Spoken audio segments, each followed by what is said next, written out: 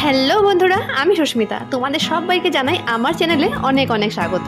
বন্ধুরা, আজ আমি নিয়ে আসলাম শুকনো মাছ লাভার্সদের জন্য দুর্দান্ত স্বাদের একটি রেসিপি, যেটি খেতে আমারও খুব দারুণ লাগে। আর বন্ধুরা, আমার তো মাছ থেকে বেশি শুকনো মাছ ভালো লাগে, যেটা বলতে আমার একদমই লজ্জা লাগে না। আর তোমরাও প্রায় অনেকেই জানো যে শুকনো মাছ ভালোবাসি, সেটা বলতেও নাকি অনেক লোকেরা লজ্জা পায়। তবে আজকে এই রেসিপিটা রান্না করার জন্য আমি বেগুন আর আলুগুলোকে লম্বা লম্বা করে কেটে ধুয়ে রেখে দিয়েছি। তারপর শুকনো মাছগুলোকে কেটে এভাবে একটু হলুদ গুঁড়ো মেখে ভেজে নিচ্ছি। অনেকেই আছো যে শুকনো মাছ না ভেজে রান্না করো, আমি কিন্তু সেটা সহ্য করতে পারি না। শুকনো মাছের যে একটা কাঁচা স্মেল থাকে, সেটা আমি নিতে পারি না। তারপর কালো জিরে ফোড়ন দিয়ে আমি বেগুন আর আলুগুলোকে হালকা হালকা করে ভেজে নিচ্ছি।